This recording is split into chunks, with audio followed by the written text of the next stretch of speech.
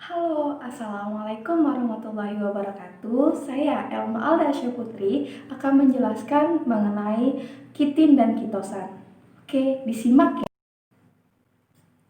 UAS kitin dan kitosan. Perbedaan kitin, kitosan, dan selulosa. Apa perbedaannya? Perbedaannya yaitu kitin mempunyai atau merupakan polisakarida rantai linear dengan rumus beta 1 sampai 4, 2 asetamindo, 2 deoksi, 2 glukopiranosa. Kemudian kitin ditemukan pada fungi dan antropoda dan merupakan komponen utama penyusun eksoskeleton menurut Merck Index 1976. Kemudian kitin terjadi di dinding sel jamur dan juga kitin membentuk eksoskeleton di arthropoda. Kemudian di kitosan adalah deastilasi kitin. Kitosan adalah poli 2 amino 2 deoksi beta 1 sampai 4 D glukopiranosa dengan rumus molekul C6H11NO4 N yang diperoleh dari deasetilasi kitin menurut Sugita et al. 2019.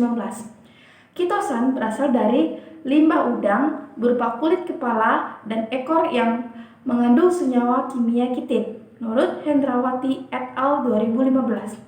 Sedangkan selulosa merupakan polimer D-glukosa. Selulosa ini selulosa terjadi di dinding sel tanaman dan alga. Struktur kitin murni mengandung gugus asetamindo atau NHCOCH3. Kitosan murni mengandung gugus amino NH2, sedangkan selulosa mengandung gugus hidroksida atau OH. Perbedaan gugus ini adalah mempengaruhi sifat-sifat kimia kitin, kitosan, dan selulosa. Kemudian, bagaimana mekanisme kitin dan kitosan sebagai filter atau treatment air bersih? Kitosan memiliki peranan yang baik dalam mengurangi pencemaran lingkungan, yaitu cukup efektif dalam proses penjernihan air dan air limbah. Menurut Reynolds et al. 2009, salah satunya pemurnian air sumur dengan kitosan melalui tahap koagulasi dan filtrasi. Menurut Subtijah et al. 2008, penjernih air dan menurunkan tingkat warna pH BOD dan COD. Menurut Pontinus 2016. Proses daur ulang dengan teknik biokoagulan kitosan efektif mengubah air limbah pencucian udang menjadi air bersih. Diawali dengan proses koagulasi flokulasi yaitu dengan melakukan optimasi konsentrasi larutan kitosan pada sampel air limbah. Hasil penyaringan yang diperoleh dari proses koagulasi dan flokulasi kemudian dilakukan proses absorpsi dengan tujuan mendapatkan hasil yang optimal. Soal nomor 3 yaitu aplikasi kitin dan kitosan di bidang kesehatan. Masa sekarang kecenderungan masyarakat semakin meningkat untuk menggunakan produk-produk alami di bidang industri farmasi, pangan maupun komestik. Sangat banyak produk alami yang di bidang itu dan masing-masing memiliki keunggulan dan kekurangan tergantung dari kebutuhan konsumen tersebut. Pengembangan kitosan dalam dunia medis semakin banyak. Sudah banyak beredar produk-produk obat yang berbahan dasar kitosan di pasar dunia dan terbukti memiliki manfaat besar. Hal tersebut terbukti karena telah berlisensi dalam maupun luar negeri dan disetujui oleh pembuat kebijakan yang terkait.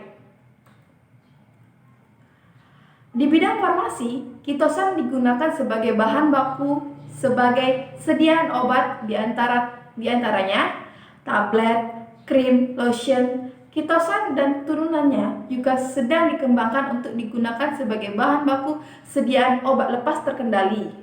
Kitin, kitosan maupun turunannya juga diketahui memiliki aktivitas biologi diantaranya antibakteri, antikoagulan, pengikat lemak yang potensial untuk digunakan dalam terapi pengobatan.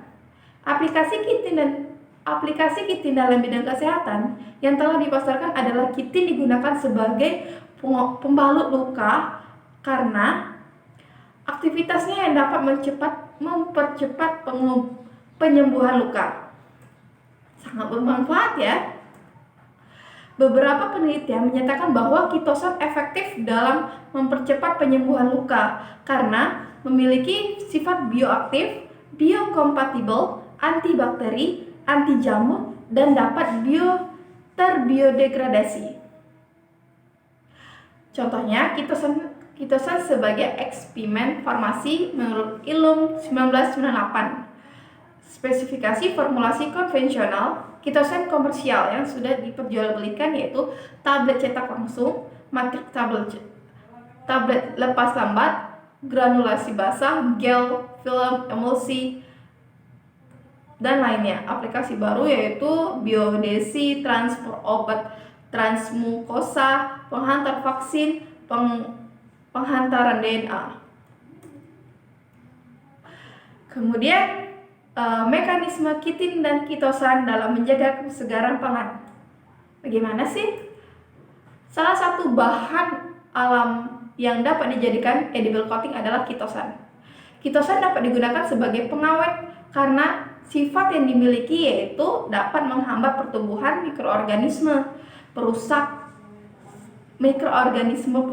menurut Juliana DKK 2011. Kitosan memiliki antimikroba dengan spektrum yang luas terhadap bakteri, jamur, dan kapang. Mekanisme kitosan sebagai antimikroba dapat dikelompokkan menjadi 3 hal, yaitu interaksi dengan penghambat membran sel, inaktivasi enzim-enzim, dan perusak bahan-bahan genetik mikroba. Aktivitas antimikroba kitosan bergantung pada derajat deasetilasi, berat molekul, pH media, suhu, dan komponen lainnya menurut Kalina 2012. Dari beberapa penelitian menyebutkan, kemampuan pelapisan kitosan sangat baik untuk memperpanjang masa simpan dan mengontrol kerusakan buah dan sayuran, yaitu dengan cara menurunkan kecepatan respirasi, menghambat pertumbuhan kapang, dan menghambat pematangan dengan mengurangi produksi etilen dan karbon dioksida. Sekian dari penjelasan saya. Salah dalam kata, saya mohon maaf. Wassalamualaikum warahmatullahi wabarakatuh. Stay safe ya.